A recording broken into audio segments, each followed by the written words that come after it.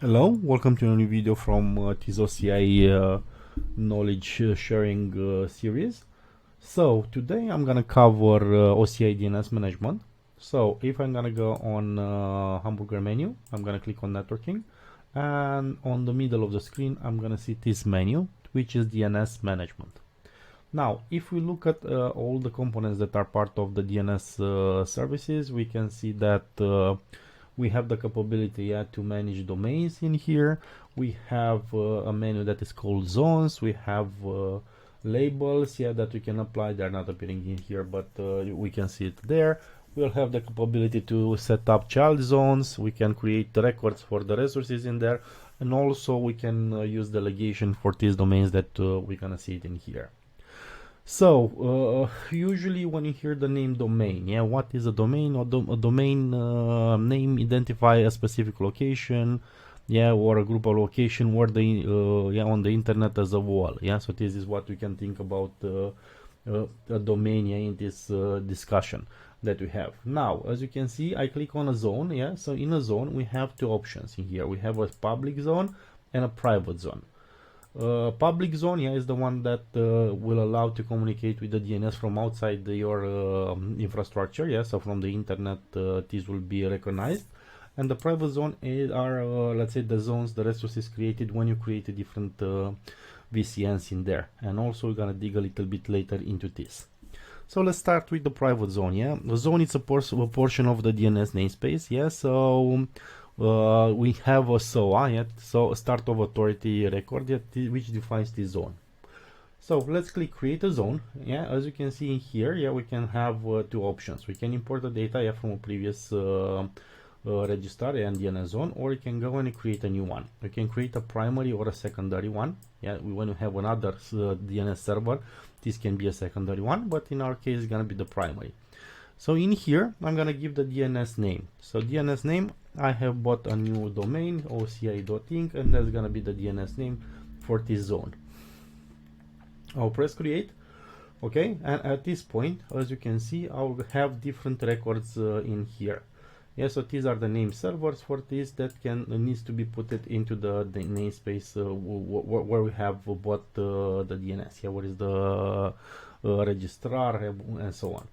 So let me go in here. Hopefully this is my user. I did it yesterday, but okay, let me check for 1 second.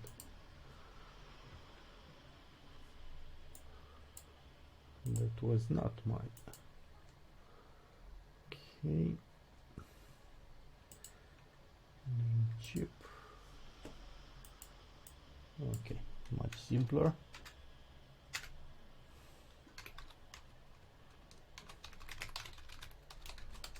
That's my username. That's my name. Okay, so as you can see, I already bought this domain. Okay, in here. So I have a domain in here. I bought it for a longer period of time, so for 3 years. And in here, what I can go and I can do at this point is to define the name servers. Okay, so in here, Namecheap basic DNS. Okay, so or we can go and enter a custom DNS. So this is the one that we're gonna do in here. I'm gonna add the R data that we have it in here. NS1 server, NS2 server. Let's add all of them in here. NS3 and NS4. Okay, so with this in here, okay, I will be able to, let's say, propagate my DNSs over the internet. So this is the first step.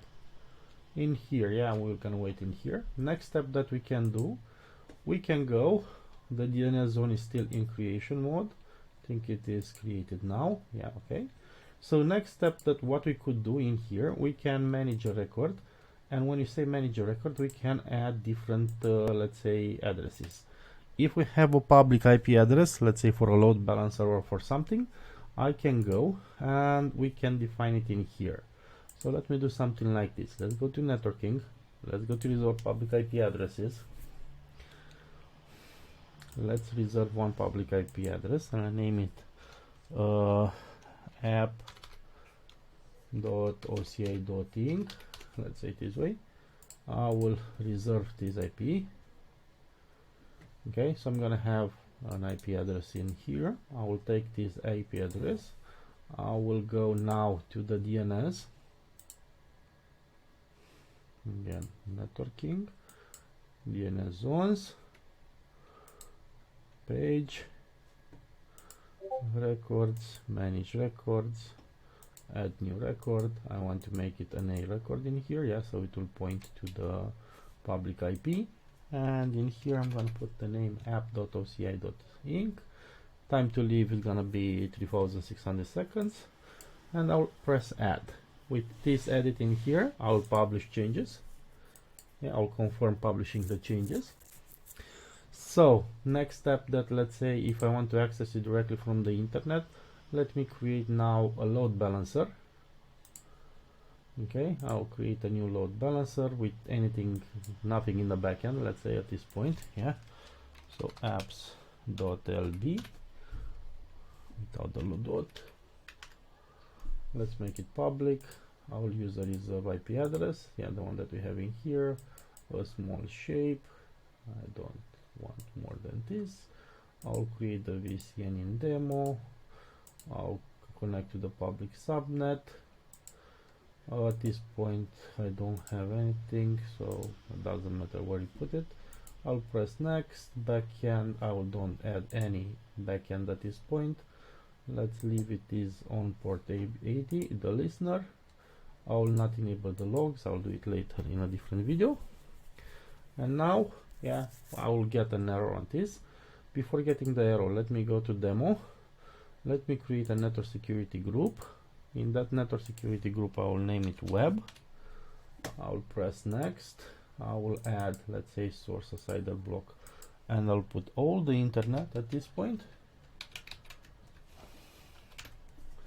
Okay, and the protocols, TCP, I will put in here 80 and 443. Okay, I'll press create. Okay, so now I have also network security group. Let me go now back to the load balancer. Let's attach, yeah, a network security group to it, so at least we're gonna have allowed port 80 to it, even if in the backend is nothing, so it should give us an error. And now if I'm gonna take this IP address, I'll put it in here.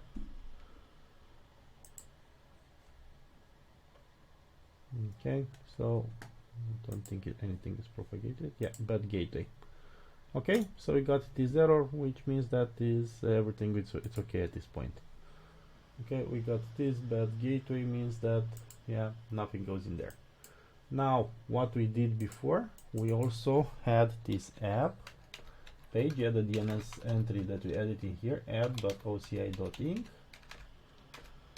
and it should give us, yeah, the same bad gateway error. Okay, as you can see, we have already pointed, yeah, from what we know, what I know, yeah, it is a very capable service, yeah, the DNS that you see in Oracle. It has high performance. DNS propagation usually is under 1 minute, so that is what it's very resilient, yeah, and it's very fast. Okay, now let me go back to the DNS. Yeah, you've seen it, how easy it is to create a public DNS. Let me go to the second part, yeah, where we had a private DNS, yeah, in here. So let me talk a little about the private DNS. Yeah, let's go back to zones. Let's go to private DNS. And in here, as you can see, these are the zones that were created for each of the VCNs we created. Now, if we're gonna click on any subnet that we have in here from the DNS, you're gonna see that we have different names here that are pointing to different IPs, yeah, in the backend. Now, if I want, let's say this seems a very annoying name, yeah, I will never remember something like this, yeah, so what I can do, yeah, in here I can create something that is called a private view. Okay, so I can go in the private view, I can give it a name, I don't know, OCI.adi, something like this. I'll create this private view in here. So in this private view I can create a new zone, yeah, again, and let me get in here, I can give it the name adi.oci or yeah, something like that. This is gonna be a new zone.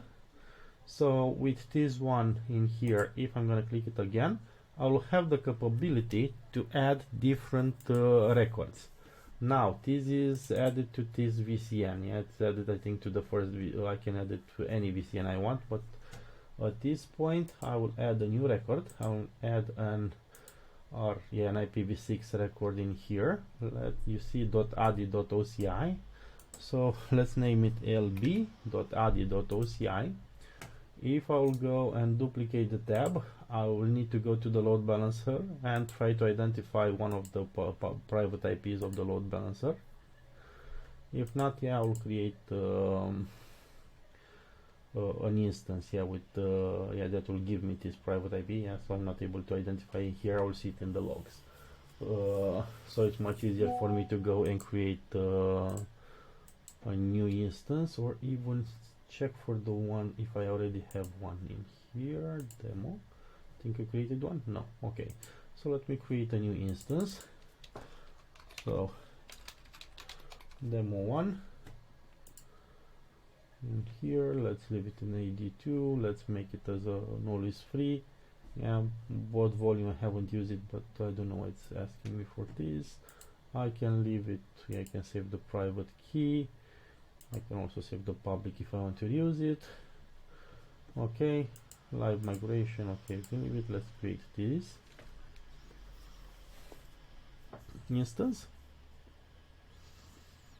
And after the instance is created, what I can do, create it in a new VCN or in an older. This one, okay, so I created another VCN at this point. Anyway, yeah, so let's ignore this. So we have this private IP. Let me go to the zone is here. Yeah, so you see here you have a DNS resolver. So if I want to give that IP and use it, I can change the DNS resolver. Yeah, and I'll add the private view that we just created in there, or not. Okay, so I think I put it wrong in here. So let me put the IP anyway. Doing this, I'll publish the changes. I'll confirm the publication changes. So this is, yeah, so this is the zone where I'm using these name servers in the network compartment. Okay, so let's go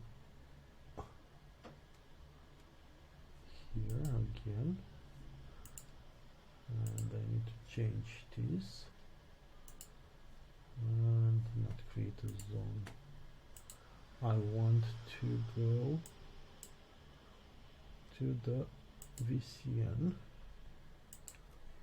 Okay, in the VCN, that network compartment is not created in here. So the DNS resolver is this one. So manage private views. I will change the compartment and I will use mine. Okay, so this was what I'm missing. So now with this updating, I could connect, yeah, to that to this VCN somehow, or machine if I have in there, and when I'm gonna try to connect yeah, to that name that I created, yeah, it will give me yeah, the IP of the machine that I created just for testing. So this is very simple, as you can see, to use a private DNS. Yeah, so it's pretty similar to the public one, and you have the same capabilities to create views and specify what are the names. Also, it's very interesting and very useful to connect to your on-premise DNS servers, or maybe you can create views for the servers that will connect from your on premise and so on. Okay, now last part of this from the networking, what we're gonna cover is the not network commander center. Yes, this will be the last part itself exactly. But I will go back to the networking menu, and in the DNS management part is gonna be traffic management. Okay, so what should we do when we're gonna use the traffic management? Yeah.